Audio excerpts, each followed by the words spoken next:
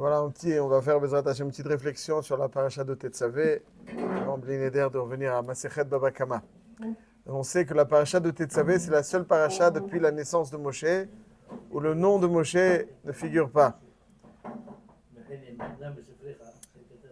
La question est pourquoi Kadosh Baruch Hu a choisi d'Avka cette paracha de Tetzavé. Il y a plusieurs différentes réponses à cela.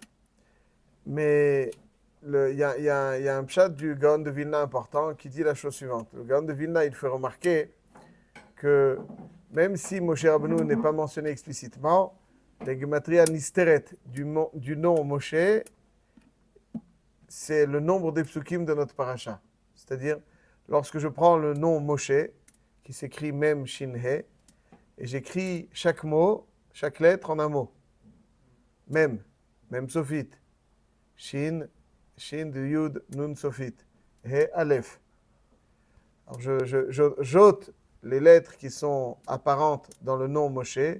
Donc j'enlève le Mem du Mem Sofit, le Shin du Yud et du Nun Sofit, et le He du Aleph.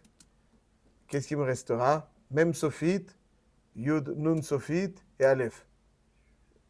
Ah? Voilà. Alors c'est combien? C'est 101. N'est-ce pas? 101. C'est le chiffre, le nombre des psukim de notre paracha. Dans cette paracha, donc, il y a 101 psukim, comme Michael. Donc, c'est-à-dire qu'ici, on voit, donc, même si le nom de Moshe n'est pas explicitement évoqué, mais en réalité, le nombre des psukim nous invite à comprendre que Moshe Rabbeinu, il n'est pas explicite, mais il est omniprésent. Et quelque part, il est encore plus présent que dans les autres parachiotes. Les autres parachiotes, Moshe Rabbeinu est cité ponctuellement. Mais ici, il est Beprinat Nistar, la Prinat Nisteret de Moshe, elle est omniprésente. C'est-à-dire la facette cachée de Moshe Rabbeinu est omniprésente. On ne le voit pas, on parle. Alors pourquoi? Parce que cette paracha, en réalité, elle parle de Aaron HaKohen. C'est la paracha de Aaron HaKohen. C'est la paracha d'Aaron HaKohen. Alors, dans cette paracha d'Aaron HaKohen, on nous enseigne que Moshe Rabbeinu est omniprésent. On va mieux expliquer. Parce que, en tout cas, ce que ça veut dire, ça signifie dans un premier temps, c'est qu'on pourrait croire qu'il y a deux forces. Il y a celle de Moshe et celle de son frère Aaron. Et ils sont indépendantes l'une de l'autre. Aaron HaKohen, il a ses qualités qui lui sont propres. Il a la Kehuna, qu'on va tout de suite essayer un petit peu de développer, quel est le rôle du Kohen. Et aussi, il y a Moshe Rabbeinu. Alors Moshe Rabbeinu, il a la Torah. Aaron HaKohen, c'est la Kehuna. C'est deux qualités parallèles et qui ne sont pas forcément liées. Là-dessus, la Torah vient exclure cette éventualité et dit que Aaron HaKohen ne pourra jamais faire ce qu'il doit faire, si ce n'est qu'il puise sa force de la Torah de Moshe Rabbeinu. Vata Tetzavé, c'est la paracha des Kohanim. Pourquoi c'est la paracha des Kohanim? C'est la paracha. Tout Tetzavé, c'est la paracha des Kohanim. La paracha de Bigdei Keuna. La paracha donc de l'intronisation des Kohanim, la façon dont les Kohanim seront intronisés avec les corbanotes qu'il faut pour leur intronisation. Et bien entendu, aussi, on parle donc de la Kat HaMenorah, du Shem et la Menorah, tout de suite on va voir, pardon. On parle du Tamid, de la Voda des Kohanim, Chazak, et aussi, on parle du Mizbeach HaKtoret. Mizbeach HaKtoret. Pas Mizbeach, il y a Mizbeach HaNechoshet, qui est le Mizbeach HaChitzon. Il y a le Mizbeach HaPnimi, Mizbeach HaKtoret, il y a trois noms. Il est Mizbeach HaPnimi parce qu'il est positionné à l'intérieur du Echal. Il est Mizbeach HaKtoret parce que on fait les Ktoret. Est-ce qu'il y a du sang qui est versé sur ce Mizbeach? De temps en temps, Yom Kippour, Chazak, pour aussi certains chataot du Kohen HaMashiach, etc. Il y a des exceptions, mais en général, donc il n'y a que les Ktoret. Donc c'est pour ça qu'il s'appelle aussi Mizbeach HaKtoret. Et aussi, il s'appelle Mizbeach HaZahav. Mizbeach HaZahav parce qu'il est couvert d'or. Contrairement au Mizbeach HaChitzon, qui s'appelle Mizbeach HaChitzon, ou Mizbeach HaNechoshet. Le Mizbeach HaPnimi, évoqué dans notre paracha, il a trois noms. Pnimi, Zahav et Ktoret. Pnimi en raison de son positionnement, Zahav en raison de l'or qui le recouvrait, et aussi il s'appelle Mizbeach HaKtoret pour sa fonction. Donc ça, Alors, le Mizbeach HaKtoret, on voit pas pourquoi trop il est dans Parashat Tetzavé. Les kelim du Mishkan, donc comme on a dit, cette Parashat de Tetzavé, elle parle de Aaron HaKohen, de son intronisation, des Begadim du Kohen Gadol, les Begadim du Kohen Idiot. Le Mizbeach HaKtoret, comme si on a l'impression qu'on l'a oublié. Dans Parashat Teruma, on citait tous les kelim, et tout d'un coup on dit, tiens, attention, il y a un Mizbeach HaKtoret. Si tu as Mizbeach Miktar Ktoret, Shitim Ta'aseoto. Pourquoi ici ouais, et quand est-ce qu'on ferait les Ktoret chaque jour? 2 fois par jour. Be'etivot anerot ektirena, première fois. C'est-à-dire, Be'etivot anerot ektirena, au moment de la Hatavat anerot. Au moment de la Hatavat anerot, c'est quoi? Ça veut dire, chaque matin, l'une des avodot du Kohen, c'était de nettoyer les nerot qui avaient été allumés la veille. Donc, c'était une avoda, Hatavat anerot. Et Be'etivo et anerot, c'est quoi Be'etivo? Au milieu de la Hatava. Il faisait la Hatava de 5 nerot, il faisait les Ktoret, et il revenait métiv les 2 nerot qui restent. Ensuite, ça c'était le matin. Be'etivo et anerot yaktirena. Uvahalot Aaron et anerot ben arbaim yaktirena. Au moment de l'allumage de la menorah, aussi il doit faire les Ktoret, et tout de suite après il va allumer les flammes de la menorah.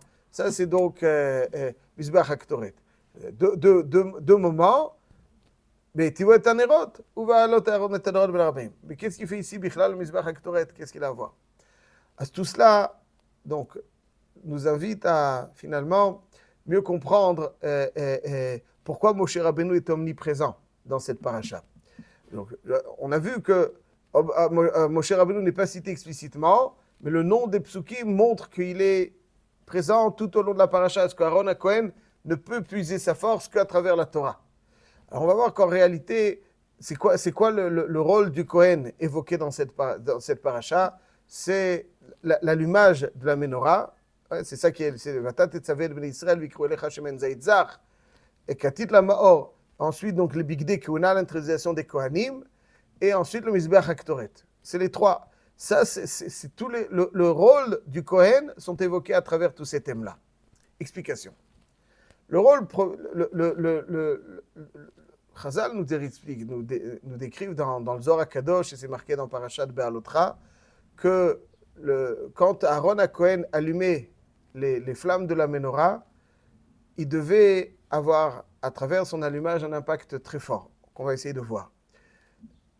Il est marqué quand Be'alotret Anerot, Be'alotret Anerot, El Mul Pene Amira Yerushivat Anerot. Ok? Vaya Asken Aaron. C'est quoi Vaya Asken Aaron? Aaron HaKohen, donc c'est quoi le Mul Pnei Menorah? Ça veut dire qu'il devait orienter toutes les flammes de la menorah vers le centre de la menorah. Ouais, alors, pourquoi il y a marqué Vaya Asken Aaron? C'est quoi Vaya Asken? Il dit le Zohar HaKadosh, rapporté dans le Malbim de Parashat Be'alotra, Aaron HaKohen, à travers son allumage, a réalisé le Ken manquant dans Briat HaOlam. C'est-à-dire, la seule création pour laquelle il n'y a pas marqué Vayichen, c'est dans le Or. N'est-ce pas? À chaque fois qu'Hachem crée quelque chose, il y a marqué Vayiken, Vayiken, Vayiken. Quelle est la seule création pour laquelle il n'y a pas marqué Vayiken? C'est le Or. Il y a marqué Yehi Or, il n'y a pas marqué Vayiken. Yehi Or, Vayihi Or. Pourquoi Manishtana le Or, pour pas marqué Vayiken? Pourquoi dans toutes les créations, Tachar, Etzdeshe, Sawazriazer, Vayiken? Chaque fois il y a marqué Vayiken, sauf pour le Or. Manishtana. Ils disent, Chazal, que le premier or, c'est un or qui était une lumière qui révèle l'essence des choses. Aujourd'hui, l'essentiel est invisible pour les yeux. Ce qu'on peut voir, c'est juste l'écorce des choses. On voit. Qu'est-ce qu'on voit? Voilà. Après, Akadosh Baruch Hu, il a été gonèse. Alors, en tout cas, pour le premier temps, Akadosh Baruch Hu, il a créé un or qui est capable donc de rentrer à l'intérieur des choses. Et ça, après, il a vu qu'il a caché. Donc, on ne peut pas dire Vahiken. Pourquoi? Parce que le Vahiken, l'étymologie du mot Ken, c'est Nachon. C'est-à-dire quelque chose qui est Nachon, qui est stable, qui reste. Ouais, quelque chose de stable, c'est quelque chose qui reste. Et comme ce premier or n'est pas resté, donc on ne peut pas marquer Vahiken. Donc il y a un second or, d'une seconde nature. Un or qui est bien inférieur, quelqu'un qui est grand, c'est celui qui est capable d'être éclairé de ce or. Plus un homme est grand, plus il bénéficie de cet éclairage. Ouais. Moins il est grand, moins il bénéficie de cet éclairage. Il voit les choses juste dans leur écorce la plus première. Nous dit donc le Zohar HaKadosh, rapporté dans le Malbim au début de Parashat Banotra, Vayasken Aaron, quand Aaron à Cohen a allumé la menorah, alors il a réalisé le ken manquant. Vayasken. Il a réalisé le ken manquant lors de Briat HaOlam. Il a réalisé le ken, ça veut dire qu'il a rendu accessible cette lumière qui nous permet de voir l'essence des choses. Ça, c'est Vayasken Aaron. Le rôle de Aaron à Cohen, c'est d'allumer en tout juif cette étincelle enfouie, ce or qui est enfoui. Il est ganous aussi en nous. Il est aussi en nous. Des fois, il est bien enfoui, on ne le voit plus. On ne voit pas, mais il faut qu'il soit envoyé nous. Ça, c'est le rôle d'Aaron à Cohen. Voyez, Aaron. Aaron à Cohen doit éveiller en nous l'étincelle. L'étincelle, pour ça, il faut de l'huile pure. Il faut de l'huile pure. L'huile, c'est la chokhma. Il faut Moshe Rabbeinu. Vata tetzavet ben Israël v'ikru elecha. Ouais. Dans tout au long de la paracha, vous voyez, marqué, Akadosh Baruch Hu, il parle énormément à Moshe Rabbeinu en Belashon Nistar. Vata tetzavet v'ikru elecha. Vata akrev elecha et Aaron achicha. Etc. Vata akrev. C'est-à-dire, Moshe Rabbeinu n'est pas cité, mais c'est lui. C'est-à-dire que c'est quoi l'huile pure? C'est quoi l'huile pure de Moshe Rabbeinu? C'est quoi l'huile pure de Moshe Rabbeinu? C'est quoi l'huile pure qui peut allumer, qui peut alimenter cette flamme? C'est quand on est dans la pureté. Lorsqu'on est dans la Toum'a, on ne peut pas faire jaillir, allumer cette flamme qui est enfouie en nous. Ouais, c'est-à-dire qu'il faut du shemen zaytzach. Il faut du shemen zaytzach. Zach, la pureté, donc la chokhma. La chokhma, c'est le shemen. C'est-à-dire, c'est Moshe Rabbeinu. Donc, cette Torah de Moshe Rabbeinu, c'est ça qui permet à Aaron à Cohen d'allumer, donc, de faire rejaillir cette étincelle qui est enfouie en tout juif pour lui donner la capacité. Aaron à Cohen, c'est celui qui ohev et abriot ou karvan la Torah. Monsieur Cohen, ohev et abriot ou karvan la Torah. Ohev et abriot ou karvan la Torah. Ohev et abriot, donc ça veut dire il faut être ohev et abriot. Ça, c'est la condition sine qua non. Mais il faut être Mekarev la Torah. Comment on est Mekarev la Torah? Alors d'abord, il faut lui faire révéler, lui faire voir les choses avec plus de... Comment on est Mekarev quelqu'un à la Torah? Il faut lui faire voir les choses avec plus de clarté. Aaron à Cohen, il va... Hein? Ça, c'est Ohev et Abriot. On l'a précisé, Simon. T'en fais pas. Ouais, donc, Ohev et Abriot. Achab ou Karvan la Torah, le pshat, il est que dès qu'il est Mekarev otam la Torah, comment il est Mekarev otam la Torah? À l'aider, donc, qu'il allume quelque chose en lui, il lui fait voir quelque chose. Parce qu'en fait, tout juif a en lui cette capacité de lucidité. Cet éclairage lucide, il l'a en lui. Il ne faut pas aller le chercher. Il l'a en lui, au fond de lui. Il faut juste la faire rejaillir, l'allumer. Et ça, c'est le rôle d'Aaron à Cohen. Permettre à tout juif de révéler cette étincelle. Mais ce qui alimente cette étincelle, ça, c'est l'allumage d'Aaron. Mais pour alimenter cette étincelle qui est enfouie, qui offre un éclairage différent sur l'existence, il faut la chokhma de Moshe, il faut la Torah de Moshe. La Torah dans toute sa pureté. Lorsque la Torah, elle est sale, elle est psoula, elle n'alimente pas des flammes. Il faut une Torah propre, avec tout ce que cela comprend. Ça, c'est donc le yesod, Mikro Elecha. C'est pour nous dire qu'Aaron à Cohen, sans la Torah de Moshe, il ne peut pas allumer cette flamme. Parce que pour voir avec lucidité le monde, il faut que ce soit alimenté par la Torah de Moshe. La Torah de Moshe permet à Aaron à Cohen de le faire. Mizbeach HaKtoret. Alors, Bigdei Keuna, c'est ce qui donne à Aaron à Cohen son statut, ses qualités. Toujours un beged. À quoi il sert un beged? Pourquoi vous vous habillez en foncé, M. Cohen? Peut-être pourquoi il ne met pas le jogging ce matin? Hein? Pourquoi il faut être en vacances pour mettre le jogging? C'est plus à l'aise. Tu es à l'aise, tu as besoin de la belle veste, l'élégance de M. Cohen. Pourquoi? Ah, vous avez froid. Non, le jogging, des fois il est truc. Pourquoi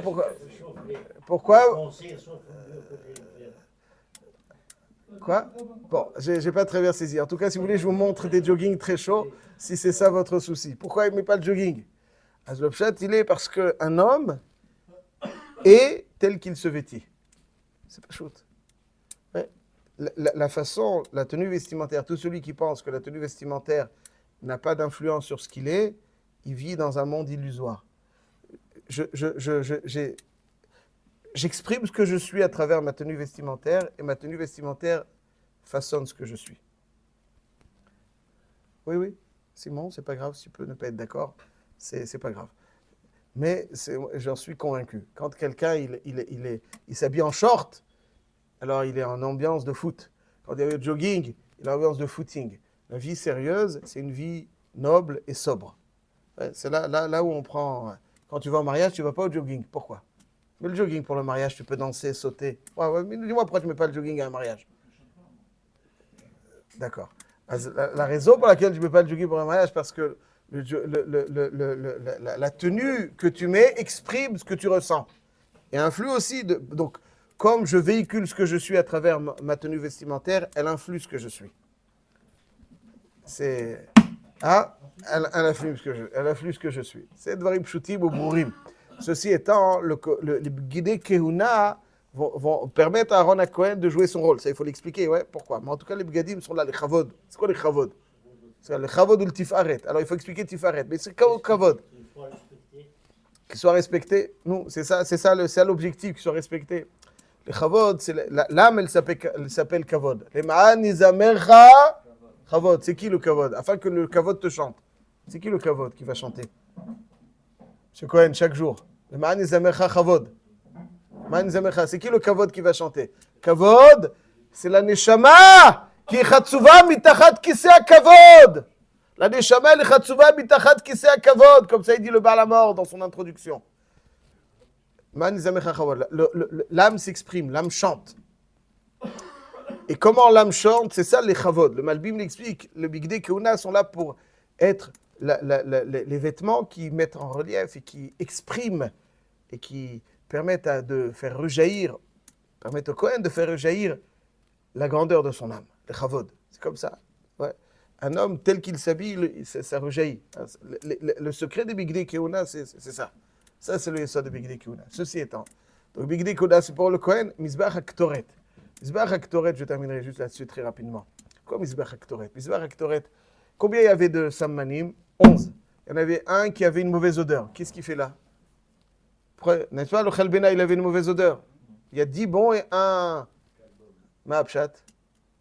Le pshat, il est que quand il est seul, on est là pour mettre de bonnes odeurs. Alors qu'est-ce qu'il fait là, lui? Qu'est-ce qu'il fait là? Il est le 11e. Le pshat, il est que lorsqu'il est seul, effectivement, il donne une très mauvaise odeur. Mais quand il se joint aux autres, il les rend meilleurs. Ça veut dire que lorsqu'il y a des facettes négatives dans toute personne, qui lorsqu'on les joint à un minyan, ouais, c'est lui qui est mitztaref, c'est pas lui qui constitue le minyan. Ouais, il est mitztaref, alors il se transforme en élément bonificateur. Et ça, c'est le rôle aussi du Kohen. C'est faire rejaillir cette étincelle qui va offrir la lucidité, d'une part, mais aussi transformer les facettes sombres de l'être pour les rallier à la Kedusha. Ça, c'est le Kohen. Et ça, donc, toute la paracha parle des Bigdei Kehuna, parle du Kohen, de son rôle. Et ce rôle ne peut être mis en exécution qu'à travers un dibouk, une dveikut à la Torah. Ouais, s'il y a une dveikut à la Torah, donc c'est Moshe Rabbeinu qui permet à Aaron Cohen d'être ce qu'il est. Il n'y a aucune ma'ala, aucune qualité, ni dans les midot, ni dans les autres domaines qu'on ne peut acquérir sans Torah. Celui qui pense qu'on peut acquérir des midot de Ben Adam Lachavero, des midot de Kirouv, ouais, comment on rapproche les gens sans Torah, il vit dans l'illusion. Ça, quand on puise ses forces dans la Torah, c'est là véritablement qu'on est en mesure de remplir le rôle du Kohen. On karvan la Torah.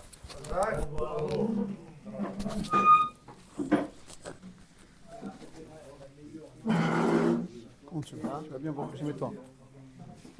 Ou la Ménorf. Bon,